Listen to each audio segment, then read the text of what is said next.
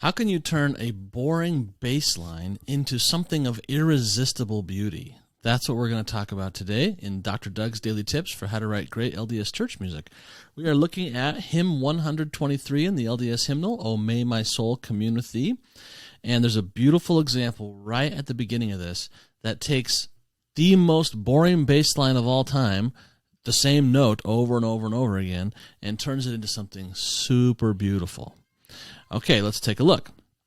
So we are in C major, and usually we think, oh, I want a nice moving bass line, but it can be hard to write a nice moving bass line, but you don't necessarily have to write a nice moving bass line to create something beautiful if you use some of the techniques depicted here in this beautiful hymn. So we're in C major. Let's just look at how these chords are built for a second. As you can see highlighted in yellow at the bottom, we have the same note in the bass for, 8, 9, 10 beats in a row, which is more than a quarter of the whole piece, or about a quarter, but just over a quarter of the whole piece, and certainly the entire opening of the piece. But how does it turn into something so lovely?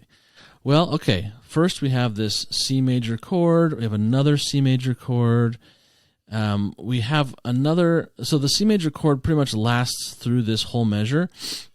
On these notes, we have these little passing notes between the top of the triad and the bottom of the triad.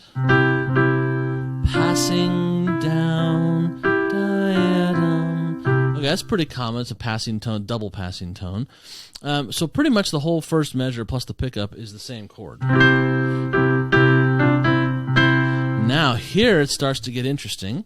We keep that same bass, but the tenors start to move. We go up to the G sharp, and then we go up again to the A, and then up to the B, and then up to the C. Meanwhile, the soprano is coming down in the opposite direction, and the alto is doing this thing kind of in tandem with the tenor. It's in a sixth, and then another sixth, and then this B, this wonderful B, grates up against these notes with such a delicious sound before a final resolution back to C major. So this chord with the G sharp in it, this is what we call an augmented chord, where you take the fifth of the chord and you raise it, and now it's unsettled. It needs to go somewhere. It needs to go up. It needs to go there. But as it starts to move, the soprano comes down from the C. And so the G sharp that just can't help itself, it needs to go up to the A. The soprano also comes down to the A. C, B, A. So that on this third beat, we really have an F major chord with C in the bass. All right, we have F, A, C. So we get the one chord, the C major, the one augmented chord, the C augmented, and then the soprano steps down through another passing tone on the B to make it to that F major chord. And then the real kicker is this elongated passing tone in the tenor. A, B goes to B. Now just listen to that chord. Oh, on its own, if you just played it in isolation, it doesn't have the same effect. But in a series of chords,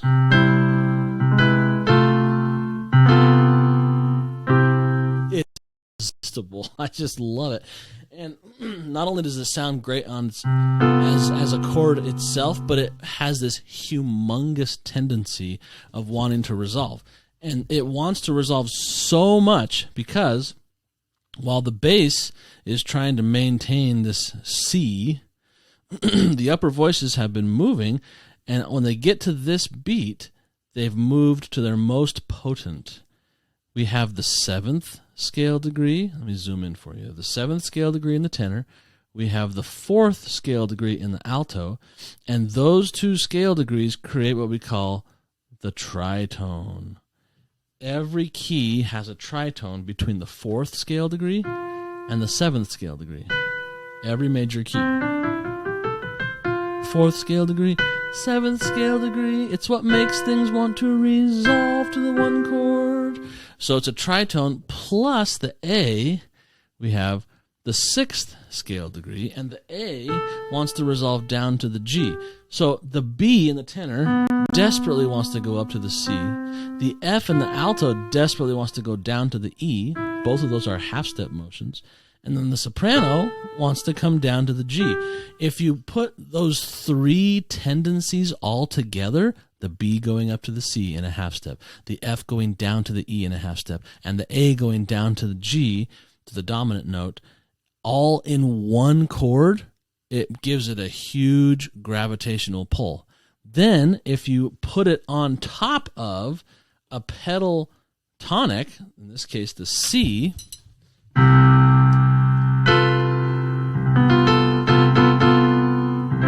it cannot do anything but resolve. It has got to resolve, which is why it makes this phrase so nice, because at the very last minute before the final arrival at the C major chord, it has this big juicy dissonance, but the dissonance on the chord with the green bass note arrives with this very smooth stepping motion above it.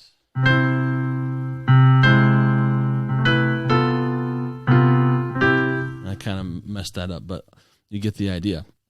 So what was a very boring bass line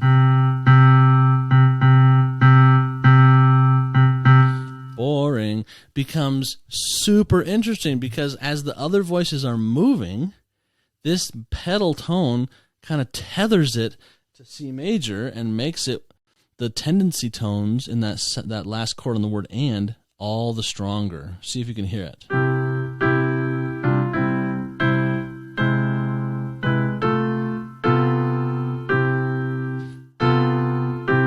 It has to go back to the 1 chord.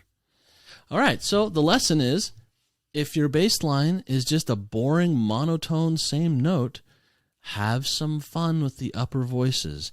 Use stepping motion to get to notes that have very strong tendencies. And if you really want to make it really juicy, have multiple notes that have strong tendencies above that boring pedal bass, and then resolve them like this one does on the word "find," and you'll have a really juicy bit of harmony. That's all for today. If you enjoyed this, please hit subscribe, ring the bell so you get notified every time I post a new video. And if you'd like more free tips, head over to latterdaymusiversity.com, where you can get a bunch of extra free stuff about how to write great LDS church music. See you next time.